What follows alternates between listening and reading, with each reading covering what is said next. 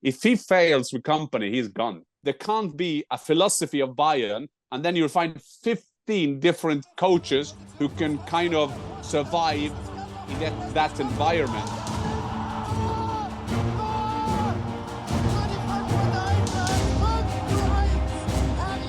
Hi and welcome to the Fussball channel. I'm your host Markus and as always joined by co-host Jan Fjørtoft. Dad, we actually got to spend some time at the weekend. We saw each other yesterday, as a matter of fact, and here we are on Zoom.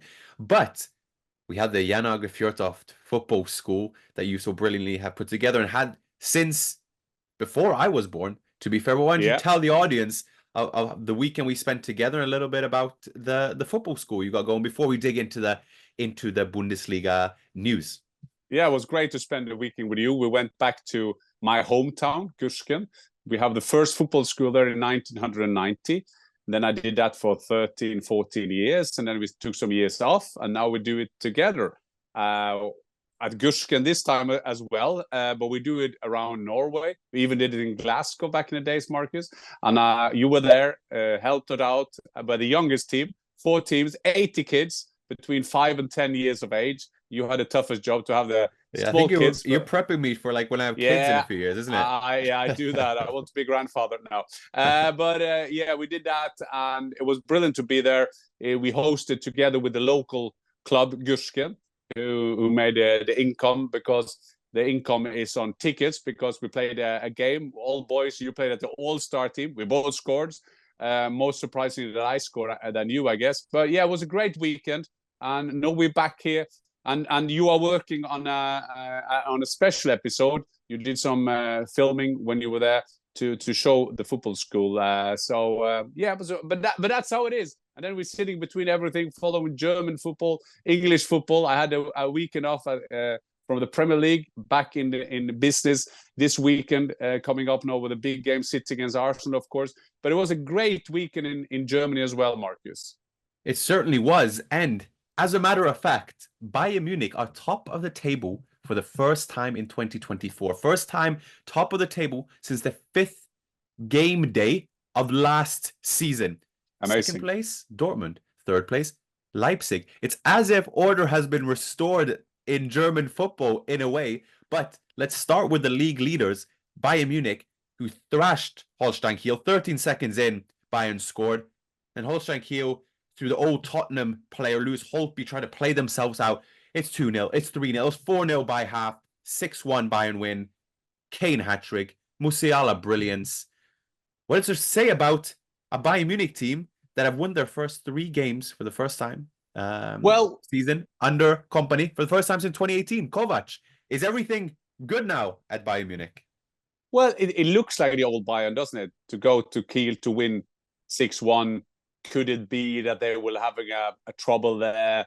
Home game, Holstein Kiel, small team coming from the 2nd league, coming up. This is their big day. This is the date, 14th of September, Bayern Munich. This is the big one. And then Bayern just killed them off, like you were saying, so quick. We are working on a special on Kane, Markus, but Kane scoring a hat-trick. What I was so amazing, but Kane is the way he finished things. He just decide, I'm going to put it there, left of the goalkeeper, and then he just scores.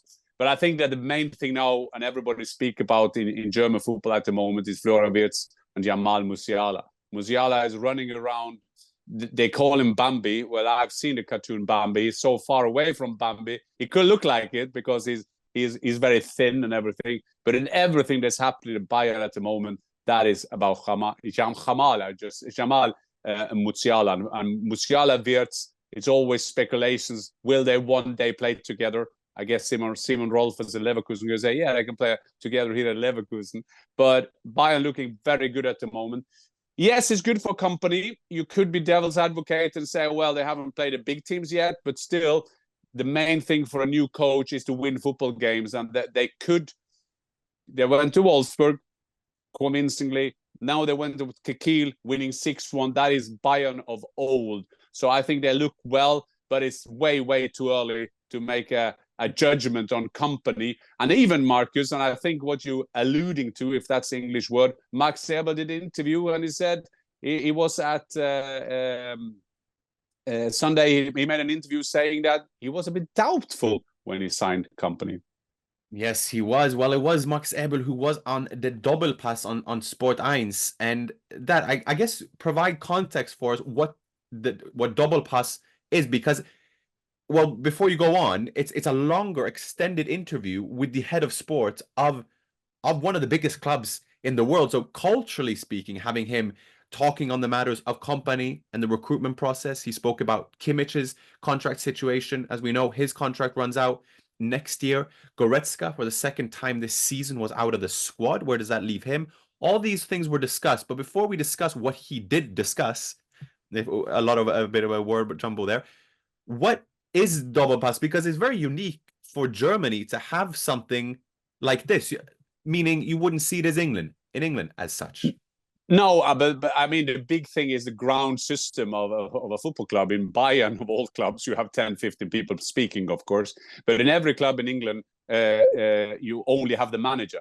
You can never hear about contract situations. Why did that fail? It's always the manager, which I think is very unfair, because in 2024, there's so many things.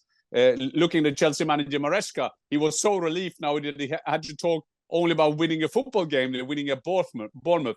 But in Germany, they have a tradition that the head of sport is speaking, the team manager can be speaking, the president can be speaking, and in Bayern sowieso, in Germans, there's a lot of people doing that. And double pass is if you were traveling to over Bayern or over Munich at the airport, there is a great hotel, Hilton, which is next to the airport. I've stayed there many times. And every Sunday morning, or like 10-ish, they have a double pass live there, and they always got great guests. And you have great guests. You have a live audience. You have 7 or 8 people. Then you have Stefan Effenberg, who is the double pass expert, and then you have the moderator. And I'm not saying it's cozy atmosphere, because the journalism is very good. I've had a pleasure to be there many times. I loved being there, but I can be open because I'm a pundit.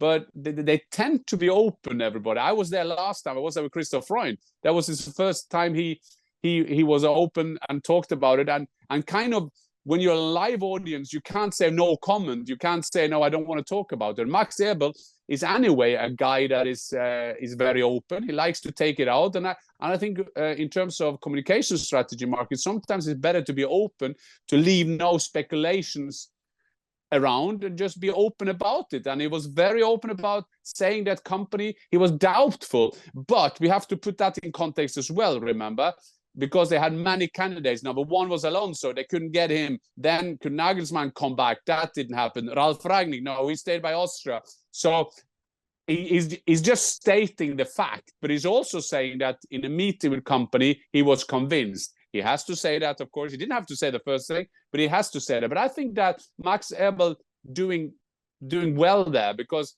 now, okay, it's out there.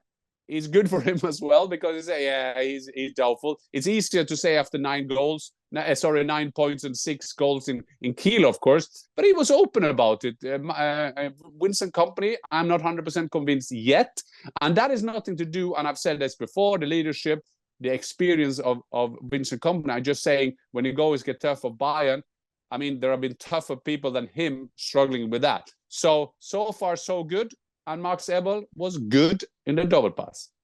He was. And just to add, give added context to it, it was the fact that he was asked about Vincent Kompany in terms of the recruitment process, said he was convinced after a while, but there were doubts in terms of him presenting this to the board. Remember, Max Eberl is rather recent into Bayern Munich as well. It's a big appointment for him, and a defining feature of his tenure in terms of the manager he picks. So picking and presenting a candidate like Vincent Kompany with his relative inexperience as such, having coached only for 3.5 years, was of doubt for him. Obviously, the good start will help him. He also said that Nagelsmann and Rangnick were the ones that had said no. Interview pressed him, well, they say there's his 6th candidate. They say to talk to you this guy and that guy before. He said, well, we had 15, 16 candidates that we're all going through. But in terms of the people that were approached, I said, no, that was Nagelsmann and Rangnick. And I'm sure if Alonso had said he wanted to leave, he would have. And then it was asked about Kimmich, Goretzka, in which we're clarifying. And with Goretzka, just a quick question on that. Goretzka obviously being out of the squad, left out of Germany squad as well. It's been a tough couple of seasons for him. Obviously, he still very much wants to stay, which is an interesting one. But I would have thought around Europe, having a central midfielder of his stature, of skill set, so to speak, I would have thought someone would have gone for him. But alas, he has decided to fight for his spot. Yeah, and fair enough. And we don't know everything what's going around behind the scenes, because that could be a contract situation as well. There could be no negotiations there to not play out your card. To be fair to Goretzka, he has not been striking. He has not been a stinker in the media against Bayern. And people can say, yeah, of course he shouldn't. No, there's not of course in football. Not now, and hasn't been. Just the winner of Kompany, or the last year, or 2024, the winner in German football is Kimmich, because Kimmich is gone now. He's captain for Germany. He is back in his favorite position, and still he's now in fashion again at Bayern. But mind you, he's contracted up next summer, so they have to sort that one out. For Goretzka, he's out. I just don't hope that is anything with. I think it's only down to sport, because we have to respect Kompany. He doesn't want that kind of guy, and that doesn't matter, Markus. If you like Volkswagen, Mercedes, or whatever, the driver decides. If you can choose, that is up to you. And he wants other players in that position. And to be fair, Bayern, they have a lot of players in that position. But I'm 100% with you. Goretzka would do a great job for a lot of clubs. But then we'll see. If he wants to fight for his place, there could be different reasons for that. There could be private reasons for that. To end this segment with Max Eberl, Markus, the only thing that I didn't like, or I don't get it 100%, that they have 15 different candidates for the job. I mean, I'm not saying that was a slip of his tongue or whatever, because there can't be a philosophy of Bayern, and then you'll find 15 different coaches who can kind of survive in that environment. Having said that, the people we do know about, there were a lot of different in there. Alonso, Rangnick, Glasner, Nagelsmann, Tuchel could stay on, and Rangnick and could stay on. So I don't think that was the best process ever. And Max Eberl also know, and Christoph Freund as well, but Max Eberl 100%. If he fails with Kompany, he's gone. And we should see that argument in the context of that. But so far, so good for them. And if you don't mind, Markus, I want to then speak about Bayern. About Eintracht Frankfurt, my former club. Please do.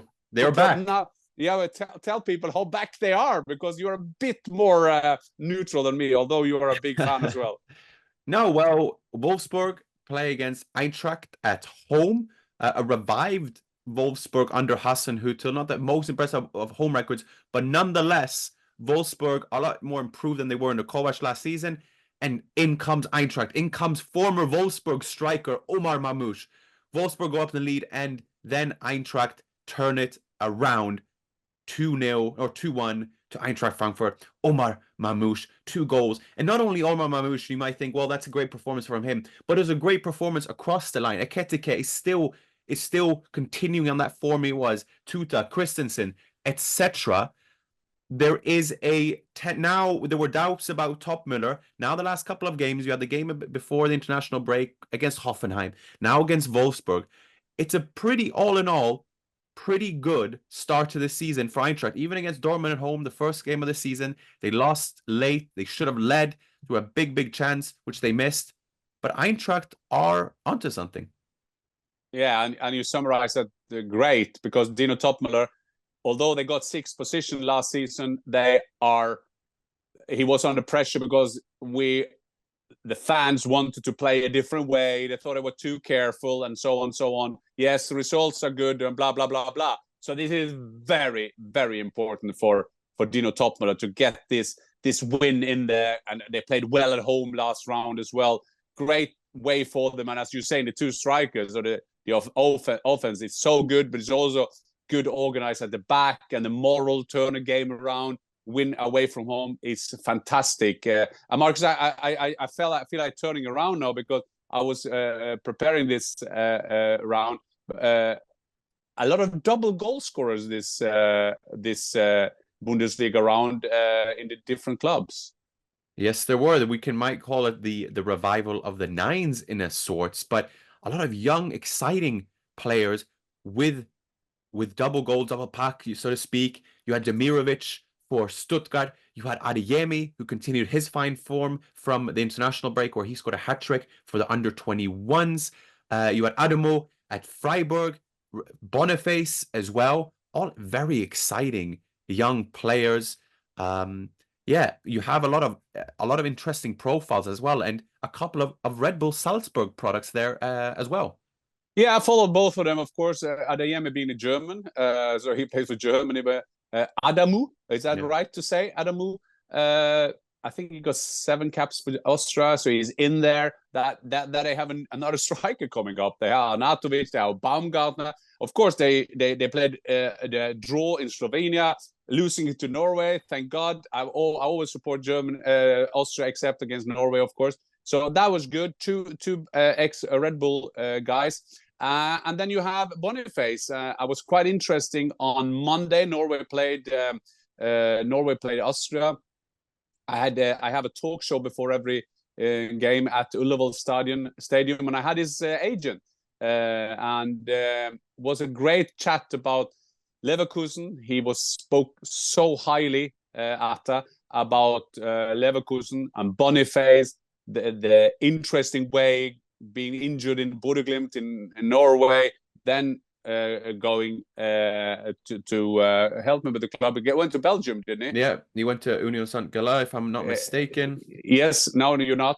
And then he went and Leverkusen took the chance, got him in, winning the championship, and here he is back in business, scoring 2 goals for them. And so Boniface. And what's interesting, Markus, I would say, because a lot of people came to me because we had the agent. He is a very good lad at Norwegian, father Nigerian, I think, and he had started off in Nigeria, went out to Nigeria, said I know everybody there, and he didn't know anybody, and he built this relationship up. And what is interesting, you can see again, the players are a mirror of their agent, in so to say, you know. And then you have Nusa in Leipzig. That's his player as well. And the funny part of it, his father is from Nigeria as well. So first of all, I love this cosmopolitan kind of way that football is. That's point one. But secondly, I think it's so great that